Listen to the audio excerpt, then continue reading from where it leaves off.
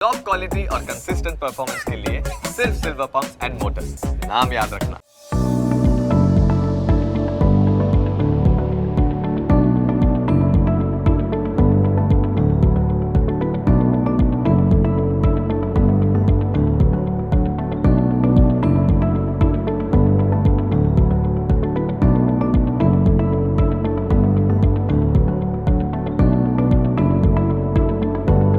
અત્યારે હું જુનાગઢમાં છું અને જુનાગઢમાં વણઝારી ચોક પાસેનો જે રોડ છે, સામે મારી તાલુકા શાળા છે અને એની સામે જ સાગર નમકીન છે, ત્યાં આપણે આવ્યા છીએ. હવે સાગર નમકીનની ખાસિયત શું છે? તો આ એવી જગ્યા છે, જુનાગઢમાં શું પહેલાં ચવાણું ને એ બધું તો મળતું, પણ ક્યાંય પેકિંગમાં નહોતું મળતું. તો સાગર નમકીન એ એવી જગ્યા છે, ત્યાંના જે ફાઉન્ડર છે, અહીંયાના જે ફાઉન્ડર છે, એમને એવું થયું કે ગરમા ગરમ તો બધા આપે જ છે, પણ પેકિંગમાં આપીએ, પ્રોપર હાઇજીનનું ધ્યાન રાખીને આપીએ તો લોકો કદાચ એને વધારે પસંદ કરે. એટલે જુનાગઢમાં ચવાણું અને નમકીનની જો પેકિંગમાં આપવાની શરૂઆત જો કોઈએ કરી હોય તો એ હતું સાગર નમકીન. તો આપણે અંદર જઈએ અને શરૂઆત કરીએ સ્વાદની સફર. તો આપણે સાગર નમકીનમાં આવી ગયા છીએ અને અહીંયા તમે જો જુદા જુદા પેકિંગ સાથેની વસ્તુઓ મૂકેલી છે. મગ મસ્તી, શીંગ ભજીયા, ભાખરવડી, રોસ્ટેડ ભાખરવડી, મિની ભાખરવડી અને કેટલીય નમકીનની વસ્તુઓ અહીંયા મૂકેલી છે. બટેટાની વેફર છે. ટૂંકમાં નમકીનની જેટલી પણ વસ્તુઓ અહીંયા તમારે જુનાગઢમાં રહો છો કે પછી જુનાગઢમાં તમે આવો છો અને તમારે કોઈ નમકીનની વસ્તુ સારી એવી જોઈએ છે તો તમે અહીંયા સાગર નમકીનમાં આવીને લઈ શકો છો. પકોડી પણ છે, ખારી પણ છે, ખાખરા પણ છે અને બીજી બધી વસ્તુ છે. અચ્છા, બીજી વસ્તુ એ છે, ખાખરા ને અથાણું ને બીજા બધા તો છે જ, પણ સાથે સાથે અહીંયા છે ને સેમ્પલ બધા જ મૂકેલા છે. એટલે જો કદાચ પેકિંગ તમને જોવાનો કંટાળો આવતો હોય તો અહીંયા તમે આવો એટલે વાટકીમાં સરસ મજાના સેમ્પલ મૂકેલા છે. એમાં બધાના નામ લખેલા છે. રોસ્ટેડ ચેવડો, ફરસી પૂરી, ચાટ પૂરી, મેથી પૂરી અને પાછા ગુજરાતી સાથે ઇંગ્લિશમાં પણ લખેલા છે. એટલે કદાચ બહારથી કોઈ આવે છે તો એમને વાંચવું હોય તો એ પણ સારી રીતે વાંચી શકે. એટલે જો આટલી બધી આઈટમ છે એટલે મને લાગે છે લગભગ 100 ઉપર તો આ બધી જ આઈટમો હશે જ. કેટલી આઈટમો છે અહીંયા? અત્યારે આપણી પાસે નમકીનમાં 120 પ્લસ વેરાયટીઝ છે. પ્લસ ખાખરામાં 20 થી 25 જાતના ખાખરા છે. ખાખરા છે એ બધા પ્યોર ઘઉંના છે. કોઈ પણ જાતનો મેંદો એમાં આપણે એડ કરતા નથી. પછી આપણી પાસે મસાલાસ છે બધા, એ પણ પોતાની પ્રોડક્ટ્સ છે બધી. અથાણા છે એ બધા આપણે ઘરે બનતા હોય એ રીતના પરિવાર બનાવી અને રાખેલા છે. અમારા પરિવારમાં ખુદ લેડીઝોએ બનાવીને રાખેલા છે. એટલે બધી જ વસ્તુ છે, ગાંઠિયા છે એ આપણા બધા પ્યોર હાઇજેનિક અને કોઈ પણ પ્રિઝર્વેટિવ્સ વગરના છે. ધારો કે તમે અમારા મરી ગાંઠિયા ટેસ્ટ કરો. બેન આપો. આ મરી ગાંઠિયામાં કોઈ પણ પ્રકારનો સોડા ઉપયોગમાં નથી લેવામાં આવતો. સોડા નથી, કલર નથી, જેને કારણે તમે સોડા વગરના ગાંઠિયા ક્યાંય પણ તમને જોવા ના મળે. આપણી એ બેસ્ટ પ્રોડક્ટ મરી ગાંઠિયા છે, જે સૌથી આપણે એક્સપોર્ટ પણ કરીએ છીએ. એટલે સોફ્ટ પણ છે, થોડું ક્રન્ચી પણ છે અને સરસ. એટલે આમાં કોઈ પ્રકારનો સોડા અથવા કંઈ કલર કે આ ગાંઠિયાનો કલર લેવા માટે કોઈ પણ કલરનો પણ આપણે ઉપયોગ કરેલો નથી. અચ્છા, શરૂઆત કેવી રીતે થઈ હતી કે એવો તો શું વિચાર આવ્યો હતો? શરૂઆત તો અને કરી ત્યારે તો તમે નાના છો. લાઈક તમારી કેટલી ઉંમર? મારે 25. એટલે મારા જેટલા જ છે. 99-2000ની આસપાસનો જન્મ હશે. એટલે તમારો જન્મ થયો હશે અને પપ્પાએ શરૂઆત કરી. હા, મોટા પપ્પા અને મારા ફાધરે સ્ટાર્ટિંગ કરેલું હતું અને એમને પહેલેથી એક જ વિચાર રાખેલો હતો કે જે પણ આપણે બિઝનેસ કરવો છે એ પ્યોર દિલથી કરવો છે. કે એમાં કોઈ પણ આપણે બધી જે વસ્તુ આપવી છે પ્યોર આપવી છે.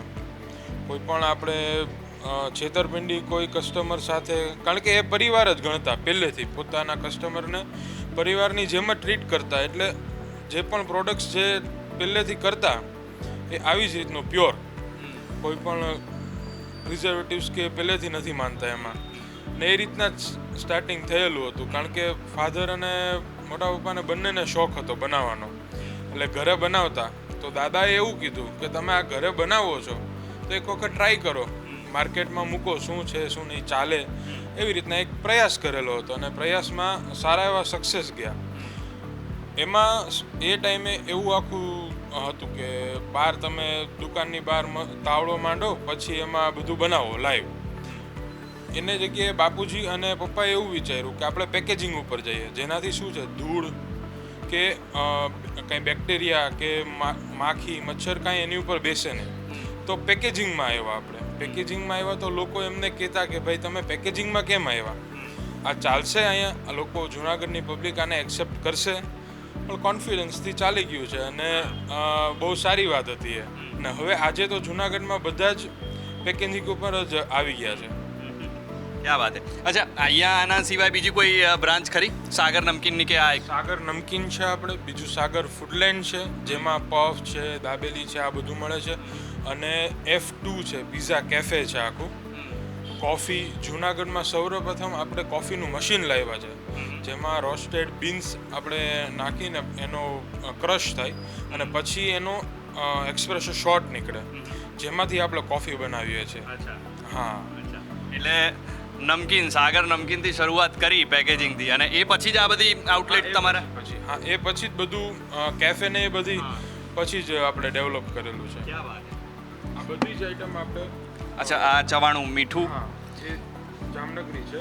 જામનગરી ચવાણું, ક્યાં વાત છે. તો આ છે જામનગરી ચવાણું. અચ્છા, આમાં સેવ દેખાય છે, આ ગાંઠિયા છે, બીજી કયા કયા ઇન્ગ્રેડિયન્ટ્સ હોય છે? સેવ, ગાંઠિયા, સિંગ છે, મમરી છે અને આખો વઘાર બેઝ ઉપર હોય છે જેમાં લીમડાનો વઘાર હોય, વરિયાળીનો વઘાર હોય, એનો ટેસ્ટ તમને બહુ સારો આવશે એમાં. પછી આ ડ્રાયફ્રૂટ કચોરી છે. એટલે આ જામનગરી ચવાણું ઇન્ગ્રીડિયન્ટ્સ આપણે કીધા, સિંગ ને આખું જે વઘાર બેઝ ચવાણું છે, પણ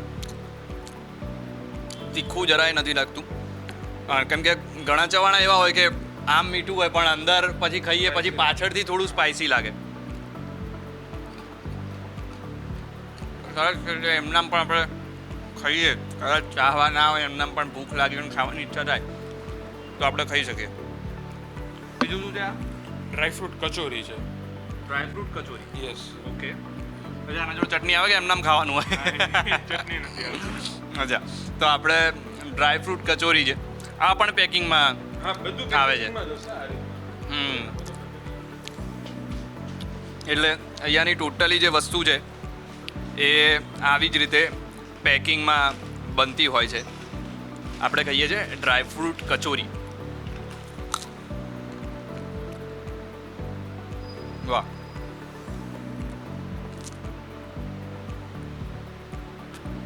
ચટણી એટલા માટે નથી આપતા કેમ કે આમાં ચટણીની જરૂર બી નથી.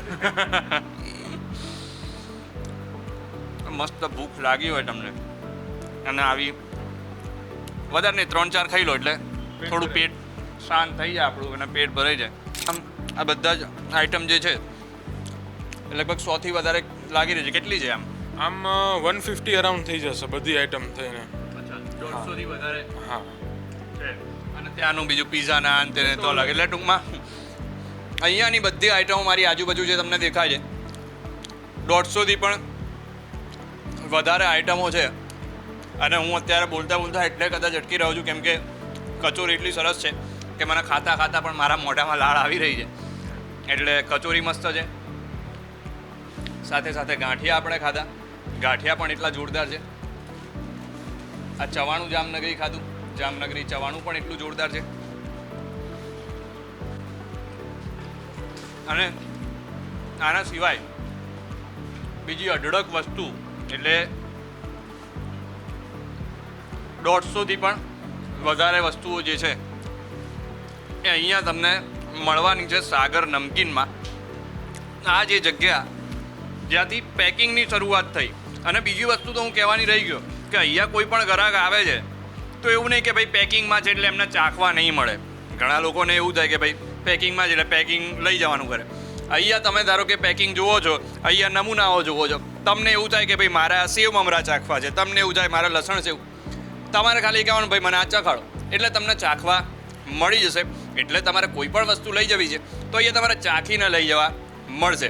કેમ એ થાય? કેમ કે એમને વિશ્વાસ છે કે અમારી પ્રોડક્ટ એટલી જોરદાર છે કે માણસ એકવાર ચાખે એટલે પછી લઈ જ જશે. અને એટલા માટે અહીંયા કોઈ પણ વસ્તુ તમને ચાખવા મળશે, ચાખીને પછી આરામથી લઈ જાઓ. તો ક્યાંયથી પણ તમે આવો છો તો આ બાજુ તમે આવો તો અહીંયા સાગર નમકીનમાં આવજો અને અહીંયાની બધી આઈટમો લઈને જજો. હું પણ અહીંયાથી 1-2 આઈટમ તો લઈને જ જવાનો છું.